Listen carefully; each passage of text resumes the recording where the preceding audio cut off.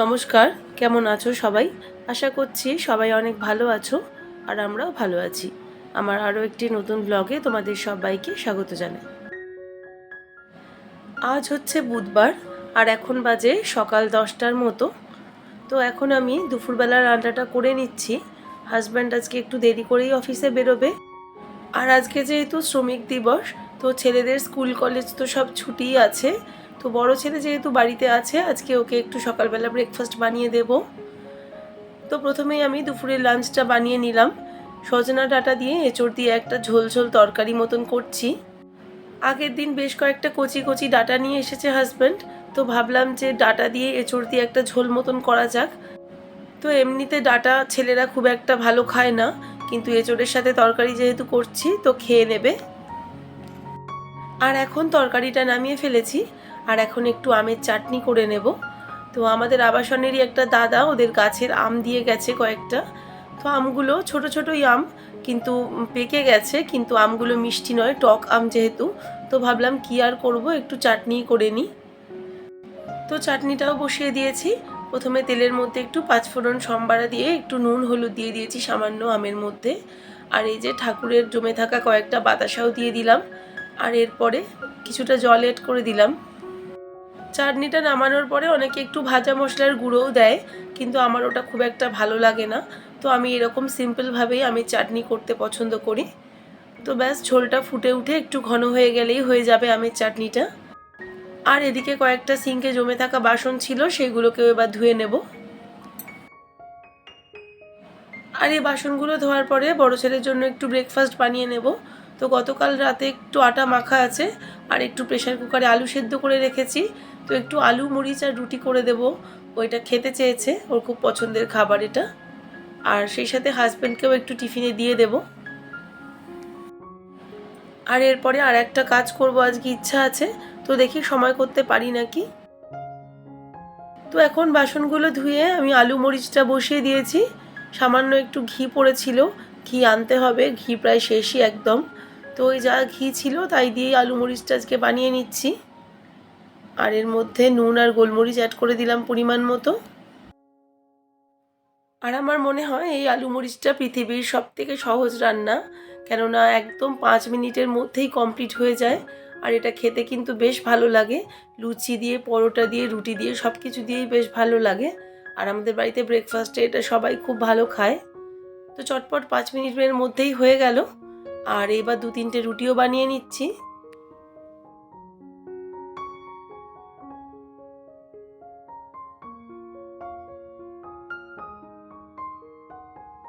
তো রুটিটা বানিয়ে ছেলের টিফিনটা এখন প্যাক করে দিলাম। আর 2-3 রকম ফলও দিয়ে দিচ্ছি এর সাথে। কলেজের টিফিনে যখন ফলটা প্যাক করে দিই, তখন দেখছি বেশ কয়েকদিন ধরে ফলগুলোকে ফেরত নিয়ে চলে আসছে, খাচ্ছে না। ওই জন্য এখন কলেজের টিফিনে খুব একটা ফল দিই না, মাঝে মধ্যে দিই। তো আজকে যখন বাড়িতে আছে ভাবলাম একটু বেশি পরিমাণই ফলটা দেওয়া যাক। আর আজকে যেহেতু ছেলেদের ছুটি ছিল, তো বাসি ঘর ঝাড় দেওয়া, বিছনা ঝাড়ার কাজটা আমি সকাল সকাল করে নিয়েছি। তো এগুলো আর ভিডিও শ্যুট করিনি। আর সকাল সকাল হাজব্যান্ড বাজারও চলে গেছিলো। বাজারে সবজি আনার ছিল, ফল আনার ছিল, আর কিছু মাসকাবারি বাজারও করার ছিল। তো সব কিছুই করে নিয়ে এসেছে। তো এখন সবজিগুলো ঝুড়ির মধ্যে গুছিয়ে রাখছি। আর এরপরে ফলটাও গোছাবো। আর মাসকাবারির বাজারটা আজকে আর হয়তো গোছাতে পারবো না, দেখি 2-1 দিনের মধ্যেই সেটাও গুছিয়ে ফেলবো। তো লঙ্কাগুলো আলাদা করে একটা কন্টেনারে ভরে রাখলাম। আর এবারে যে সবজিগুলো আছে ঝুড়ির মধ্যে কয়েকটা রাখবো, আর ফ্রিজের মধ্যে যে বড় ঝুড়িটা আছে সেটার মধ্যেও কয়েকটা রাখবো, না হলে এই ঝুড়িটার মধ্যে এতগুলো সবজি ধরবে না। তো সবজিগুলো গুছিয়ে ফেলেছি, আর এখন ফলের ঝুড়িটা বের করে নিয়েছি। আগেকার কয়েকটা মৌসম্বি লেবু আনা ছিল, সেগুলো একটু ওপর দিকে করে রেখে দেব। আর আজকেও অনেকগুলোই ফল নিয়ে এসেছে, তো সেইগুলো একটু তলা করে রাখবো। আগেকার ফলগুলো যদি একটু ওপর দিক করে রাখি তাহলে সেইগুলো আগে ইউজ হবে, না হলে দেখা যাবে যে আগেকার ফলগুলো সেই তলায় চাপা পড়ে যাচ্ছে আর পচে যাচ্ছে, নষ্ট হয়ে যাচ্ছে। তো এর জন্য আমি আগেকার আনা ফলগুলো ঝুড়ির ওপর দিক করেই রেখে দিই। আর আঙুরটা নিয়ে এসেছে, কিন্তু আঙুরটা খুব একটা ফ্রেশ নয়, তো এটাকে আর ঢালাঢালি করলাম না, প্যাকেটেই রেখে দিলাম। তো এইবার করব সেই কাজটা যেটা বেশ কয়েকদিন ধরেই আমি করব ভাবছি।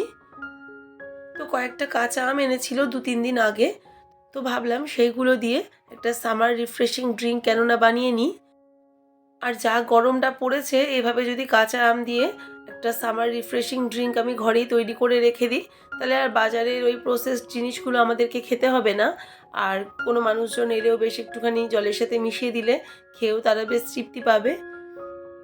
তো প্রথমেই আমগুলোকে আমি ছুরি দিয়ে গাটা একটুখানি চিড়ে নিচ্ছি, তাহলে আমগুলো খুব ভালো করে সিদ্ধ হবে আর ভেতরে নুন জলটাও একটু ঢুকে যাবে। আর এরপরে প্রেসার কুকারে জল দিয়ে আর জলের মধ্যে পরিমাণ মতো নুন দিয়ে আমি এটাকে বেশ কয়েকটা সিটি মেরে নেব, যতক্ষণ না খুব ভালো মতো নরম হয়ে যায়। এরকম প্রায় প্রত্যেক বছরই আমি কাঁচা আমের সিজনে এরকম বানিয়ে রাখি, আর খেতে কিন্তু বেশ ভালো হয় জিনিসটা। তো চলো, এখন জল দিয়ে দিলাম আর জলের মধ্যে দিয়ে দিলাম পরিমাণ মতো নুন। এবার প্রেসার কুকারে বসিয়ে দেব আর মোটামুটি 6টা থেকে 8টা মতন সিটি মেরেছি, তবেই কিন্তু আমগুলো খুব ভালো মতো নরম হয়ে গেছে। আর একটু কলমি শাক কোচানো ছিল আমার ফ্রিজে, তো সেইটাও আজকে একটু পরে ভাজা করে নেব। আর একটু ছোট ছেলেকে এখন ফল দিয়ে দিচ্ছি। আজকে একটু ওকে পেয়ারা আর কলা দিচ্ছি। পেয়ারাটা খেতে ও খুব ভালোবাসে, তো আজকে আর লেবু দিলাম না। গতকাল মুসম্বি লেবু, অ্যাপেল এগুলো খেয়েছিল, তো আজকে ভাবলাম পেয়ারা কলা এগুলোই দেওয়া যাক। ছেলেকে এখন ফলটা দিয়ে দিয়েছি। আর যে কলমি শাকটা কুচিয়ে রাখা ছিল, সেটা এখন একটু ভালো করে জল দিয়ে ধুয়ে ভাজা বসিয়ে দিলাম। কলমি শাকের একটা আটি আনা হয়েছিল, তো আগের দিন ছোট ছেলেকে দিয়েছিলাম খানিকটা। আর বড় ছেলেও এই শাকটা খেতে খুবই ভালোবাসে, তো ওর জন্যই রাখা ছিল। ভেবেছিলাম যেদিন বাড়িতে থাকবে সেদিন করে দেব, তাই আজকেই করে নিচ্ছি। আর এর মধ্যে আমার আমগুলো কিন্তু খুব ভালো মতন সেদ্ধ হয়ে গেছে, একেবারে নরম হয়ে গেছে। আর একটু ঠান্ডা হয়ে যাওয়ার পরেই আমি এই আমগুলোকে ভালো করে পিল করে নিচ্ছি। প্রথমে খোসাটা ছাড়িয়ে তারপরে যে আমের শাঁসগুলো আছে, একটা চামচের সাহায্যে সমস্ত শাঁসগুলো বার করে নিচ্ছি। যদিও এখন আমটা পুরোপুরি ঠান্ডা হয়নি, হাতে ধরতে একটু গরমই লাগছে। তো এবার চটপট 3টে আমের শাঁস বার করে নিয়েছি আর একটা মিক্সির বড় বাটি নিয়ে নিয়েছি। এবার আমের সমস্ত পাল্পগুলো এই মিক্সির মধ্যে দিয়ে দিলাম। আর কিছুটা পুদিনা পাতাও আনা ছিল, আর পুদিনা পাতাটা খুব ভালো করে ধুয়ে এর মধ্যে দিয়ে দিলাম। আর একটু রোস্টেড জিরা পাউডার তৈরি করে রেখেছিলাম, তো এটা দিয়ে দিচ্ছি এই 1/2 টিস্পুনের মতো। আর দিয়ে দিচ্ছি 1/2 টিস্পুনের মতো গোলমরিচের গুঁড়ো। আর দিয়ে দিচ্ছি 1/2 টিস্পুনের মতো বিট নুন। বিট নুন না থাকলে এমনি নুনও দেওয়া যায়। তো যাই হোক, এখন এর মধ্যে সামান্য একটু জল অ্যাড করে দিলাম আর এটাকে খুব ভালো করে একবার পেস্ট করে নেব। আর এর মধ্যে চিনিও দেওয়া যেতে পারতো, কিন্তু আমি চিনিটা ছাড়াই এটা বানাচ্ছি, কারণ আমার মা তো ডায়াবেটিক পেশেন্ট, তো মাকে একটু পাঠাবো এটা, ওই জন্য আর চিনিটা দিইনি। মাকে পাঠিয়ে তারপরে আমাদেরটা একটু চিনি গুঁড়ো করে না হয় মিশিয়ে দেব। আর এখানে 1 ড্রপ গ্রিন ফুড কালার দিয়ে দিলাম, তাহলে দেখতে খুব সুন্দর লাগে একটা। গ্রিন ফুড কালারটা খুবই অপশনাল, না হলে নাও দেওয়া যায়, কোনো ব্যাপারই নয় সেটা। তো এবার সব কিছু ভালো করে মিক্সিতে পেস্ট করে নিয়েছি আর একটা খুব সুন্দর ঘন একটা মিশ্রণ তৈরি হয়ে গেছে, তোমরা দেখতে পাচ্ছ। তো এবার একটি কাঁচের বোতলের মধ্যে এটা ঢেলে নেব। তৈরি হয়ে গেছে আমাদের সামার রিফ্রেশিং ড্রিঙ্ক আম পান্না। আম পান্নাটা কিন্তু এভাবে বাড়িতে তৈরি করলে দারুণ খেতে লাগে। আর এটার মধ্যে পরে আমি একটু চিনি গুঁড়োও মেশাবো, তখন কিন্তু এর টেস্টটা আরও বেড়ে যাবে। তো মাকে আগে একটু পাঠিয়ে নিই, তারপরে চিনি গুঁড়োটা না হয় মেশাবো। তো এখন এই কাচের বোতলটার মধ্যে সুন্দর করে ভরে রেখে দেব ফ্রিজে। যখন আমরা নিজেরা খাবো বা যখন কেউ বাড়িতে আসবে, এখান থেকে 2-3 চামচ জলের মধ্যে গুলে একটু চিনি মিশিয়ে যদি সার্ভ করা যায় ঠান্ডা জল দিয়ে, তাহলে কিন্তু খেতে অসম্ভব সুন্দর লাগে। তো একটু এক্সট্রা বেঁচে ছিল, আমি একটু এটা করে নিচ্ছি। আমি আর সৌম্য এখন একটু টেস্ট করব ওই জন্য। আর সত্যি বলতে এটা খেতে কিন্তু দারুণ হয়েছিল। তো তোমরাও এভাবে এটা একবার বাড়িতে তৈরি করে দেখো, এটা কিন্তু দারুণ টেস্ট হয় খেতে। আমার তো দারুণ লেগেছে আর ছোট ছেলেরও খুব ভালো লেগেছিল। তো এটা আমার বানানো হয়ে গেছে, এবার এটা আমরা মা ছেলেতে মিলে খেয়ে নেব।